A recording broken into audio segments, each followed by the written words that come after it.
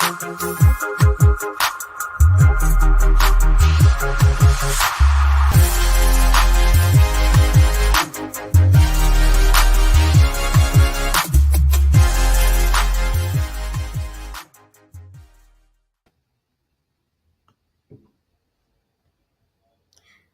morning, everyone, and welcome to the last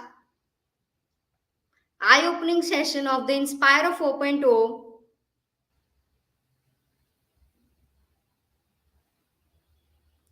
I, Surbhi Ahir, and Shubham Desai are the hosts of for today's session on how to live a purposeful life.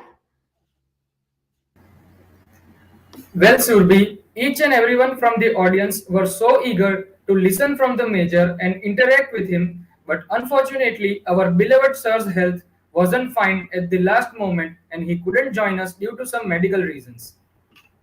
Indeed, Shubham, it was great to hear that. Uh,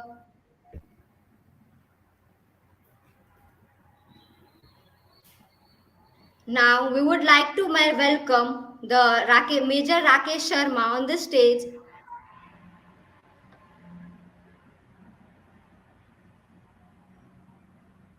Thank you so much. Good morning, sir. And it's so great to have you on the stage. So, what are your thoughts on technology and army as robotic army is right now in nowadays it's very useful and Are you asking me that what is the usage of the technology in the armed forces? yes, sir. Okay, so the primitive use of technology actually started from the armed forces from the from about 100 years back. So when you talk about World War I, when you talk about World War II, or you talk about our own uh, uh, uh, wars with Pakistan, China in 71, 65, like that. So technology has been a part and parcel of the operations of the armed forces. And as a matter of fact, many of my young brothers and sisters, youth of your age, would be surprised to know that the technology flow has actually happened from the armed forces to the other world. So whatever technology in terms of be it computing, be it algorithms, or be it blockchain, internet, iOS, you name anything. So these things were there in the armed forces for a quite long time. The commercial usage or the civil usage has started very recently, let's say about 20-30 years back.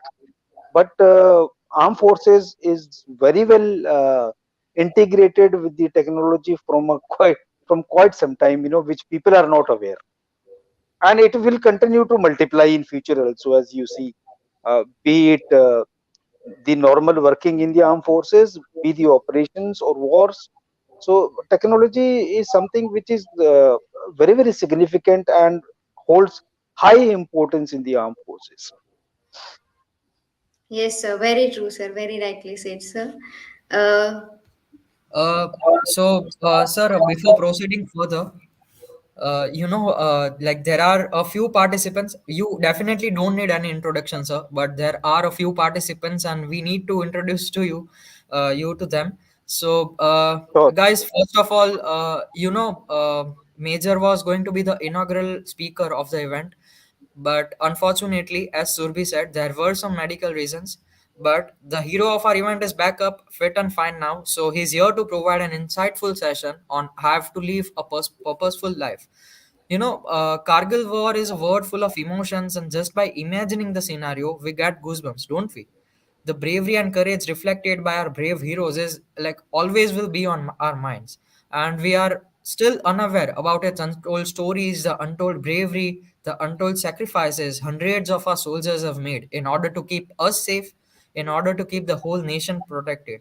But there is a person who hung up his uniform in 2004 but still lives by the old saying, you can take the soldier out of the army, but you can't take the army out of the soldier. Well, True. I'm aware that every one of you might have heard this saying a lot, but today, as the journey of Inspiro is coming to an end, we are tremendously excited to introduce you all to the person who actually said this. Yes, the person who's on your screen right now. He's Shaurya Chakra retired Major Rakesh Sharma, and he's the concluding speaker for our event. And for his gallantry contributions in Operation Prakaram, Operation Rakshak, and in 2003 counter-insurgency operations, Major Rakesh was decorated with Shaurya Chakra, that is India's third highest peacetime military honor. So, guys, we all have seen movies related to war, but listening and seeing it through the eyes of real life hero and not a real life hero is quite hypnotizing and thrilling. So, I won't take much time, sir. We'll hand over the stage to you for some time, and you can say your message or whatever you want for some time, and then we'll again continue with the moderation, with the question answer from the viewers, from us as well, sir, because there's a lot to learn from you, and we definitely don't want to miss it. So, over to you, sir. Well, so grateful indeed, and I'm highly obliged for such a generous and open appreciation about the work and the life which I have lived as a soldier. And as you also narrated yourself, that it's like being once a soldier, always a soldier. So there are certain aspects which what I would like to share with you all. Is that first of all, let's be very very humble and very very confident of the aspect that we all belong to a very great nation. The story of our nation, the history of our nation is something which is unparalleled across the world. uh, India, Bharat, whatever name we want to call it, we have a legacy which is thousands and thousands of years old. We have traditions which are again thousands years old. And we as a race, as a community, or as Indians across the world, we are known for certain very critical traits of human life with which the world associates us. So we are known to be people who are really very humble, who are nice, who are not very finicky about things, and who would love to live a simple life. And we impart a lot of positivity across the world. So, one is delighted to be an Indian, and of course, we all should be. Uh, and now, why I have talked about being Indian or the Indian civilization is that one is this: our country is great, and uh, second is that of course nowadays we have whole lot of opportunities, or we have the world is open to us. But uh, soldiering as a profession and being Indian together, it is like 1 plus 1 is equal to 2. But when you are an Indian and when you are a soldier, so 1 plus 1 actually equals 11. It's a force multiplier. That is the kind of pride people like me and many others who took being soldier for our country. Because it's like once you're a soldier, so you decides that till the time you are alive, you will not allow uh, anybody, any enemy to harm your countrymen, your country people, or anybody in the country. You take that kind of responsibility on your shoulders. So it's not about being an officer or being person in uniform. It is being about a highly highly responsible citizen who takes the honors and the burden of safeguarding his country and countrymen or country people from any uh, external threats. That's one. But even beyond external threats, whenever there are natural disasters or man-made disasters within the country itself, you will always find soldiers, uh, coming up to the front voluntarily and doing whatever they can do. The best part is that be it the warlike situation, wo- like Kargil, you talked about, because I have participated in the war and I participated voluntarily by the. I was not supposed to be going to the war, but I volunteered to go to the war because as a soldier, that's a lifetime opportunity. So my point was that we don't feel threatened. So there are so many. I have interacted with so many thousands of students, and a lot of corporate people, lot of senior citizens, and they ask me. So I was asked many a times that whenever you are in such a situation, life and death situation, don't you feel threatened, or don't you remember your family? So first of all, this feeling that you can be threatened, or you can be scared and all, it is all something which is about your mental makeup. Once you decided to plunge into uh, the duty of protecting your country, then of course you don't have a choice to feel threatened and all. That's one thing. Second important thing is that I was asked many a times that you were so my family was not aware, by the way. My parents and all, they were not aware that I was in the war front in 1999. Many of you probably were not even born that point of time. So I was asked that, don't you remember your family? So I said, of course we remember our family. Who forgets the family? We all love our families. We all love our parents. We all love our brothers and sisters. We all love our kith and kins. But the point is, when the country needs you, then who is your family? The country is the family. The countrymen are the family. The country people are the family, because that is the point. The country, the people of this great nation are looking at a soldier that I am safe and sound till the time the soldier is there and he's fighting and he's protecting us. So automatically the country and the countrymen, the country people, they become your family. That is the kind of sense of responsibility we as soldiers carry in ourselves, because it becomes a personal responsibility beyond profession to protect the country, to protect the countrymen, and to ensure that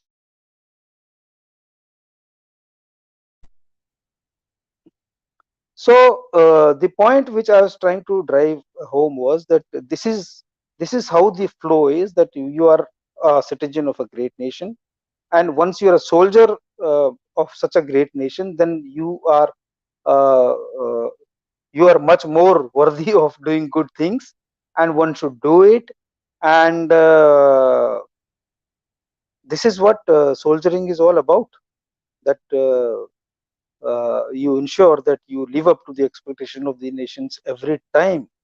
It's not once, twice, thrice, it's every time. So even today, when the situation is not all that great, but you will find the soldiers as professionals, as responsible citizens, are guarding our huge long borders, be it China, be it Pakistan, anywhere else, sea borders also. They are there around the clock. There's no day, there's no night, there's no snowfall. There are no minus temperatures for them, be it minus 20, 30, 40, whatever you want to call it. So like, we are deployed at the highest battlefield of the world, the Sichuan glacier. So the temperature there drops down to minus 40, minus 50, and round the clock we are guarding that, because that's a important uh, that's a very critical geostrategic locations for us. uh, to vacate that location or to give up that location means you are giving the head of the uh, head of the country, because head of the country in the sense that I'm talking about uh, geostrategically, not as an individual, but geostrategically. Glacier and certain points, they are top points of our country, and we can't afford to lose it. So you'll find soldiers living a very regular and normal life there, because they know that it's their responsibility and they have to perform all that. So this is what I really wanted to convey to you all, that yes, it's a tough life, there's no doubt about it. It's a very, very tough life, it's a very challenging life. There are a lot of issues, there are a lot of adversities, there are a lot of problems. You will every now and then you hear in the news that some blast happened there, and there some avalanche took some soldiers down along with them. So this is a regular affair with the soldiers, but then this is how India has to be protected. If we don't do it, then enemy is there to grab the country round the clock. We are threatened on our borders like anything. So if you remember a few years back in India, within the country itself, we used to have regular issues of blasts in Mumbai, attacks, this, that, Delhi, name the places, and it used to happen, but we were able to stop it. So the point here is that as a soldier, if you loosen your grip wherever you are deployed, then the country is going to suffer very badly, and which can't afford it. So that is the kind of responsibility as a soldier, or the profession as such we carry. Any points, any doubts, any questions on this? No, sir. It was great, sir, actually. So, one question is coming up from Vanshika Bhanushali. She wants to ask that what is your expectations from Defense Exposure 2022, which is being held in Gandhinagar? I think that is postponed now. I heard it yesterday that it was there was some logistics issues, so it got postponed. uh, See, defense expo, wherever it is held, uh, because it is held across the locations, turn wise, at times in Delhi, then Lucknow, then Gandhinagar. The defense expo, the purpose should be dual. One is that introduce the youth to the latest technology being practiced in the armed forces. That's one. The second thing is to inspire the youth to wear the uniform, so that you can come upfront, and you can also participate in the well-being of the nation. I'm not saying others don't participate, but then, as I narrated in the initial phase of my talk, that soldiering as a profession is still the most noblest, humblest, and a very, very charming profession, a very, very challenging profession. No, I personally feel that if one doesn't experience, the challenges in life, the realities of life, then we are not able to face the truth, or we are not able to face the situations in a very realistic manner. So such expose should also encourage the youth to take soldiering as a profession, be it in the army, be it in the air force, be it in the navy, or any other uniformed forces. We should be able to do it, and we should take pride in wearing our own uniform and contributing for the nation. I hope that answers the question. Yes, sir, sure. So next question is from Aditya. He wants to ask that you have been in army for so long. So what are some of the operations that you would like to tell up to the audience? Well, the hallmark of my army service, of course, has been 99 Kargil, because I was there throughout during the war, and we had a great time, thrashing the enemy out. Of course, we lost couple of our own friends and colleagues, but then war has a cost. There is a saying that each bullet which is fired through a firearm has a name written on the bullet. So the war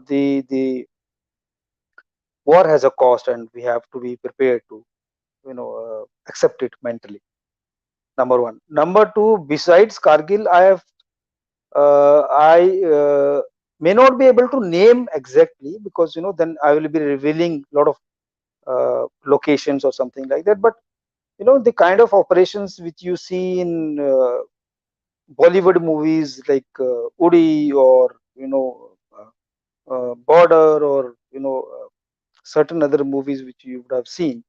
So all those kind of operations, actually, of course, in movies they are commercialized a bit, uh, but in realistic terms, I have planned, led, and executed those kind of operations during the peak of the militancy in the country, and we've executed such operations very, very successfully, in a very highly satisfied manner, where we've neutralized many anti-Indians and militants, and the commanders and their so and so associates, and etc. and etc. So, and this has been in many parts of the Kashmir. So I won't name one, but of course it has been like one famous ranges is Pir Panjal ranges. Then you have valleys in Kashmir. You have South Kashmir. You have Sofia. You have Baramulla, Kupwara. So just to name a few, that because all these areas were highly disturbed, and the people of these areas were, for many, I don't want to name the reasons, but they were very disgruntled with India, and they had taken, you have seen all those stone pelting scenes and all that. So this was a very regular affair. In fact, firing used to be a very regular affair in 90s and early 2000. Regular head-on encounters with the militants used to take place, and we used to be operating 24 into 7. So just to give an example, there were times that I used to be engaged in such fierce encounters with the militants in jungles for 3 to 4 days altogether, without any rest and respite. So the encounters used to blaze on for 3 days, 4 days, and we used to handle it, because again, if we don't do it, then they will kill the innocent people, they will kill the citizens, they will harm the country, and it will bring a bad name for the country. Like what happened in Pakistan yesterday. You people have seen the news in one of the towns there. So all such incidents, they bring a lot of bad name to the country, to the society, and as a soldiers we are morally responsible to stop such insurgency, to stop some militancy, and I could do it very, very successfully with my team out there. I hope that answers the query. Yes, sir. Yes, sir. Surely, sir. Sir, the next question is from Vanshika Bhanushali. She asked that, is there any incident of Kargil war which you cannot forget about? Which I cannot forget about. See, there is nothing to be forgotten about war. War is a war, and war is, it doesn't, so war is something which is once in a lifetime kind of a, and there is nothing to be forgotten there. That whatever the kind of challenges, how did we encounter the entire situation, changing every night, every hour, whatever what it took to dethrone the enemy from those top heights, and push him back and regain our territory which they had captured.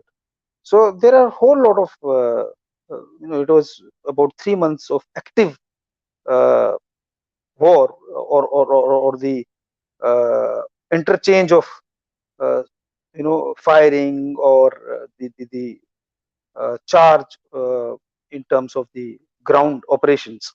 So I don't think so there is anything which can be forgotten about. So I remember everything very, very clearly, and very distinctly, and I will continue to remember it. And you know like, I'll tell you one small thing, that uh, uh, this is again about soldiering, that in one of the operations, when we were climbing the uh, one top hill during the night operations, to see the enemy locations and to do a reconnaissance.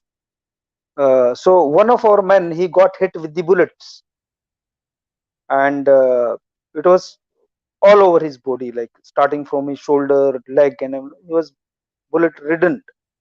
So and it was almost midnight, And so I decided that we need to evacuate him and we need to take him to the base after giving first aid and all those things.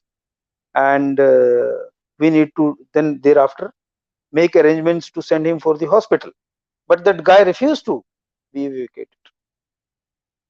He said no, no. He said, Ki, as a soldier, I'm not going to go back. If I have to die, let me die here. But no, I am not going back anywhere.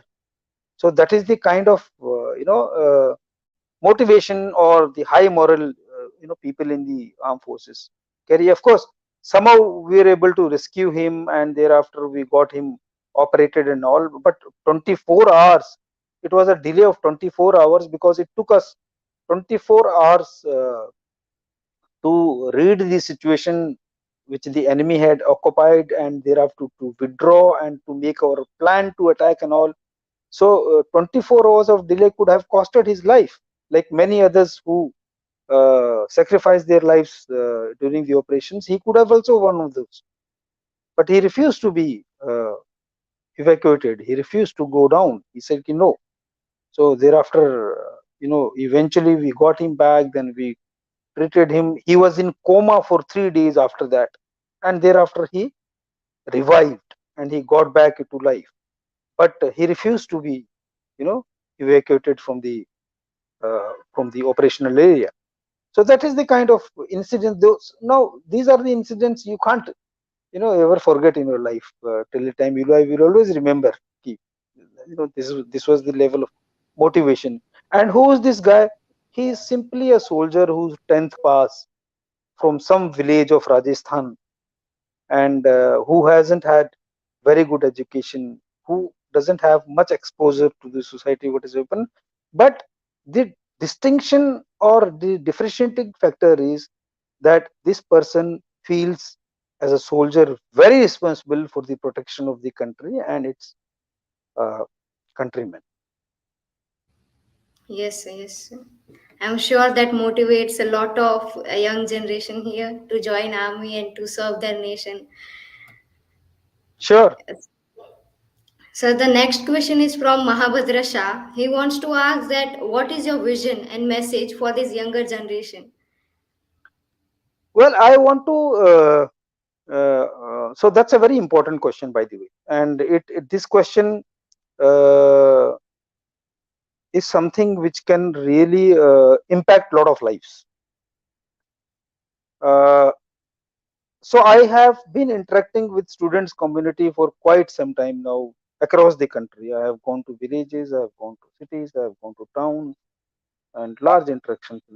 There are thousands and thousands of students who wants to join the armed forces. They beg with me that some of them they try to, you won't believe that I won't say exactly bribe, but they try to push me, ki, sir, just help me out some way if you can. And I want to join the army, I want to join the air force and all that. Okay, and a lot of people they get highly disappointed when they are not able to make through the SSB, the Service Selection Board, after the entrance examination which is held by UPSC. So all the people who get into merit, they are supposed to be going to SSB for their selection to the armed forces. And SSB is the toughest selection system across the world even today. If you Google and if you find out the kind of rejection which happens in SSB doesn't happen anywhere, unfortunately or fortunately, because they look for specific traits in the forces.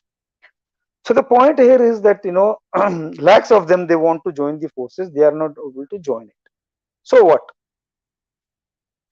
And sorry. So and so many of them they get disappointed, which is fine, which is acceptable, because we all have uh, disappointments in life. But then what do we do? The point, the vision, or the objective which Subham is inquiring about is that, say, the ideal thing is that many of them they make a point, sir, I want to contribute for the nation, that's why I want to go to the armed forces. So is it really mandatory to be in the armed forces for to contribute for the nation? No. That is what I want to convey to you all. That as the future of the nation and current youth today, let's become very, very responsible. Unfortunately, because of a lot of modern day distractions, the sense of responsibility which youth used to have earlier, some 15, 20 years back, I don't see that now. So as youth, let's become responsible. Let's become serious about what we do, because whatever we are doing, be it in our personal life or public life, it has an amplification on the well-beingness of the society and the image of our nation. So charter your course properly, that what do you want to do in your professional life, what do you want to do in public life. Try to see that how can you contribute for the well-being of the country in whatever way possible. It doesn't have to be essentially wearing the uniform or being a engineer or a doctor or a teacher, whatever you want to do, or being a IT specialist. The only need and the only sense what we need is that we need to be conscious about the fact that as an individual, I am going to contribute for the well-beingness of my nation. I am going to contribute for the for the good of my society. I am going to spread positive messages. I am going to ensure that our country continue progressing whatever way it's possible. That is the sense which youth needs to carry in their mind and heart today. And if you have that sense, then our country is going to grow miles and miles altogether. There is nothing stopping us. We are one of the most advancing nations today. Our GDP, if you see the growth rate, or if you see any other parameters, we are one country which is progressing much much better than the other world. Our youth need to contribute uh, into that. They need to ensure that this progress continues, the positive message continues, the contribution from the youth in terms of whatever best they can do. It can be imparting education for not so sharing your brain or your whatever knowledge you have with not so privileged kids across wherever you live and you know in your vicinity. So spread that message, bring society along with you. वो अकेले अकेले चलने में कोई मजा नहीं है. मजा तब है जब आप सबको साथ में लेके चलो. अगर मैं अकेला ही जाके झंडे गाड़ दूंगा तो I don't think so I am doing anything great. The fun or the success is when you are carrying others along. That is what I request and expect today's youth, and I'm sure all of you are going to contribute to that. Thank you so much. It was a slightly long reply, but it is an important point, so I've stressed it again and again. Yeah, very rightly said. So, like we can contribute to the nation in each and every way possible. True.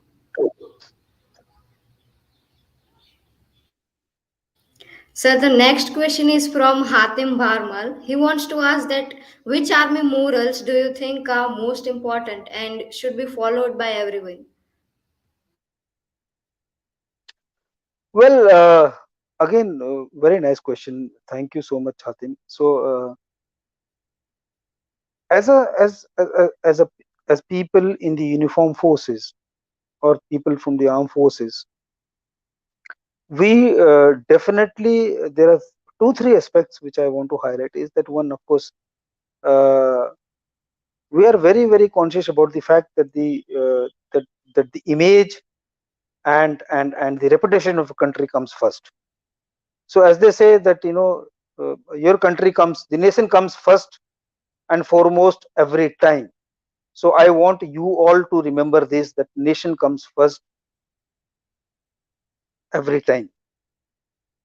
So that's one point. So nation comes first means what? Nation comes first doesn't mean that one has to sacrifice his or her life for the nation. It only means that we practice, positive aspects in society. So when we travel, when we're driving properly. We are not driving rash. Small things. There are small things. We are not throwing trash openly. We are not wasting food. You will be surprised to know that all this also incorporates, a lot of positivity. And as I said, that in the army, it is all about teamwork. So try to form within your groups, the teams which are uh, taking up some positive activities. You're suppose you are a team of you're a group of 15-20 students at one location or at one town or one city. So sorry, find out some time to take out some cleanliness drives. Find out some time to go to some slum areas and educate young kids there. You won't believe me. I operated a school for orphans for quite some time, which is now closed because of corona. So many kids, they don't even know the name of the country. They don't know that they are Indians. You'll be surprised to know, because they are from that background. They are born and brought up in those slums where nobody knows that you are part of this country.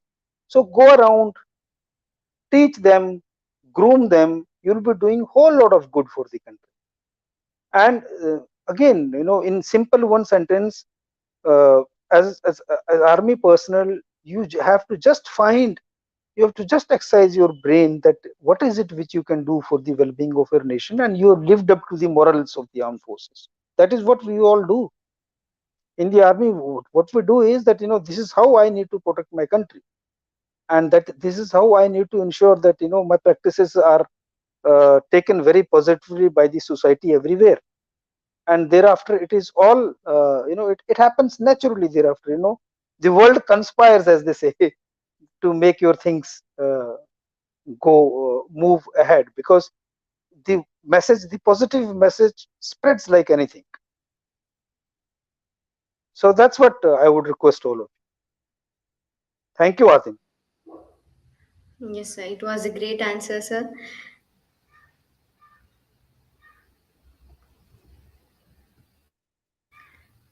So the next question is from Khushi. She wants to ask that any comments you would like to give for world peace and on ongoing Ukraine-Russia war and how it should be solved. See, it's a huge vast subject. World peace is a huge subject. Okay, so to be honest, uh, the current uh, scenario across the world, the kind of divisions which have taken place, the kind of new blocks which are emerging across the continents, across the nations, I've been following it very, very closely. So, unfortunately, these kind of blocks, or the current scenario doesn't augur very well for peace, because what happens is that, how can we buy peace? So how can, so I will explain to you in a very simplistic way, within our country itself, or our scenario itself. We'll go to the world or the Ukraine scenario later on. But today we are being, as a nation, if China is threatening us across the borders with territorial transgressions and, those kind of nefarious designs, then how can we buy peace? Either we surrender quietly, okay, let them do for the sake of peace. Let them do whatever they want to do. Let them grab our land. Let them grab our territory. So that is, now, is that the way we want peace? No, we can't. So we have to encounter that, and we have to also reciprocate in a equally forceful manner. So those situation doesn't allow the peace to come, which is a reality, and we need to accept it. If we don't accept it, then the situation will become much more dangerous. And let me tell you that this is not something which ends in once. So if we allow China once, so if we think after that they will stop, they will not stop. Tomorrow they will start demanding some other territory. They will start demanding uh, territory from other sides of the country also. It's not going to happen. So similar is the scenario across the world. There are a lot of differences, there are a lot of counterclaims, there are a lot of uh, uh, expansionist plans by countries like China, and few other countries. So, and of course then the US and the powerful nations, the European Union and all that, they have their own role to play. We as a nation, we are a very peaceful nation. As a soldier, I'm a very peaceful person. I don't want to fight anybody, but I've got to protect myself. If I don't want to, if I don't fight, if it allow the enemy to come inside my territory, I am harming my nation. Tomorrow they will come and they will kill my countrymen inside. They will come and kill people uh, uh, across the country, within the states, Delhi, Mumbai, Kolkata, Madras, Bangalore, anywhere they will reach out. So I have to fight. If I don't fight, then I'm not doing justice with my country and my countrymen. So if you now uh, you know uh, replicate this situation across the world, these kind of differences, these kind of manifestations are there everywhere. And peace is something which we all desire, but then we can't bow down for the sake of peace. That is what I would like to answer you very, very realistically. Coming to the Ukraine and Russia situation, see, it's very clear that uh, whatever operations are happening in that region, I've been following it every day. So I know that what is Russia doing exactly. And uh, also, why I'll tell you that what Russia is doing, why they are doing. It's been almost 15 to 20 years that Russia has been requesting, and it has been conveying every 6 months, every 1 year, or regularly, I'd say, to US and NATO countries that, uh, and they had agreed, by the way, they had committed when Russia broke down or USSR broke down. Listening, they had committed that the NATO is not going to expand any further towards Russia. But despite of their agreements, which were officially signed and of course verbally agreed upon, the US and NATO countries, they have been trying to expand and trying to increase their footprint closer to Russia, which Russia has always objected to. And Russia has been telling very, very clearly that we are not going to tolerate it. Now, in a way, the US and the NATO countries, they have compelled Russia to Ukraine, to attack Ukraine. And it's something very unfortunate that the head of the state of Ukraine, the president there, he doesn't realize that what is the kind of historical blunder he is created, and also how severely he is harming his own country. Today, almost almost 60 to 70% of Ukraine is destroyed, demolished. Russia doesn't have to capture it. Russia knows Putin and his people, they know very well their plan. They don't have to capture it. Even if they do it at a later stage, they will do it, whatever is required. But in order to ensure that whatever they desire, the Russians desire, they don't have to capture it. They are destroying bit by bit every day. They'll pick up 2 towns a day, they'll bombard it. Then they'll pick up another 2 towns in 2 days, they'll bombard it. They will strike deep. They've demolished their huge structures, their airports, their airplanes, everything. So that is what it is. And till the time somebody does not really, interferes effectively and ensure that Russia's strategic interests are protected, this is not going to stop. Russia is not going to stop. Russia has taken it very, very seriously, and they are going to execute it very, very seriously. So it's unfortunate, but that's how it is. Let's see that some good sense comes to the president of the Ukraine and the NATO countries, and they are able to diffuse the tensions, and they are able to also satisfy the Russian brains and Russian mindset as to in order to ensure that Russian interests are secured.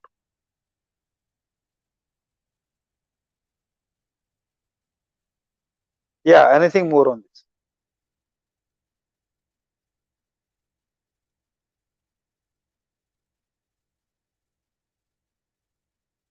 I can't hear. You have to unmute yourself, I think. Hello. Yeah, I can hear you now. Yeah. So, what is that one message for the younger Major Rakesh Sharma that you would like to give, and that would have helped him now where he is now? What is one message to the young Younger Major Rakesh Sharma. that would help him face the things he has in a better way? Okay. So the one message which is very simple and very plain is that my topic was, of course, live a purposeful life. So I'll come back to that. Uh, I'm requesting you all is that we all have personal ambitions, personal goals. We also want to grow professionally on and achieve a lot of success for ourselves, and we must try that, because once we are striving for success, we are doing good. We are doing good for ourselves. We are doing good for our families. My point is that beyond all that, decide something which is purposeful for your greater good. I'll use the term greater good, because you know अपने लिए तो सभी कर लेते हैं. We all do for our own selves, but beyond your own self, what is it which can be purposeful for you? So we all have to decide our purpose. It is not a blanket rule, or it is not written somewhere. You must be having some passion for something. You must be liking something. That passion drive your purpose? Can When you become a professional, can you pick up some social service? Can you become an environment champion? Can you drive society out of indiscipline in some way or the other, and make it a better disciplined society wherever you are? Because we are a highly indisciplined society, unfortunately. So this is very, very critical. Otherwise, there was no need for the prime minister to drive, uh, you know, stoppage of single polythene usage and all. It is not at his level that he should be doing it. But why he does it? Because he knows we are a very indisciplined society, and it is very difficult for us to make for us to get disciplined. So please drive some purpose for yourself. Decide your purpose yourself. Nobody else can decide it for you, and drive that purpose to live a purposeful life and a life for greater good. Thank you so much. Thank you. I hope all of us youngsters take a good message from this. The next question is that what were your family members' reaction when you decided that you wanted to join the army? Well, from the part of the country I belong to, so I belong to the hilly state of Himachal Pradesh, which is a very beautiful state, full of mountains, full of greeneries, full of rivers. So out there, because historically, a lot of incursions in India took place through the Himalayan ranges and through all these places, and so our ancestors and the people who lived those regions have been fighting enemies for ages. So it comes naturally to us. So my getting into the armed forces, of course, I am the only one who got into the armed forces from my family, but it was a very natural choice. I loved it, and In fact, I was looking forward to it. I planned for it, and it was such an inspiring journey. I still feel very inspired being a soldier. I motivate myself being a soldier. So, I mean, it was all very acceptable and very, very natural. Thank you, sir. After like we had lot of good time with you, we had lot of questions. So due to some time limitations, viewers can also reach out through to Major Rakesh Sharma through their LinkedIn profile for further questions. And Sure. as thank you so much for coming here with us, sharing your thoughts. And I would like to ask you to give some concluding thoughts to our viewers. Well, I wish all of you all the very best. I would love each one of to be very happy and successful in life, and I would urge and request that today's interaction and this discussion can be really successful and meaningful if we really kind of yeah. So there was some question. No. So if we really imbibe these values, morals, and these kind of traits which I've talked about in our personality as a persona, and we execute them for the well-being of our society and of our nation, that is what my request to all of you is. Have a great, great life ahead. Thank you so much. Thank you, sir. Also, as a appreciation, we would like to present you a token of gratitude. Thank you for coming and joining, having a great time with all of us. Grateful indeed. Thank you so much. So that's it. It was really inspiring. It is the least we can say that showing gratitude for sharing your valuable time and such brave and courageous thoughts with us. I'm grateful. Thank you so much. Bye bye. Good day to all. Have a good Bye, day, sir. sir.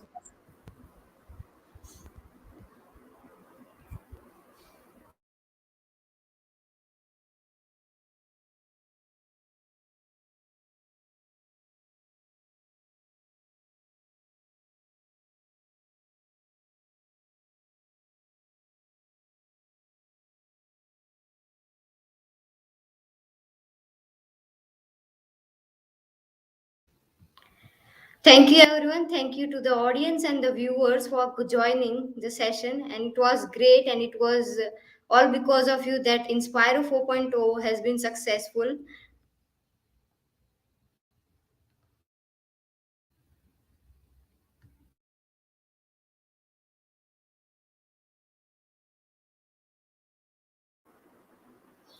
Thank you, everyone, for joining. Till then, everyone, have a good day and be safe.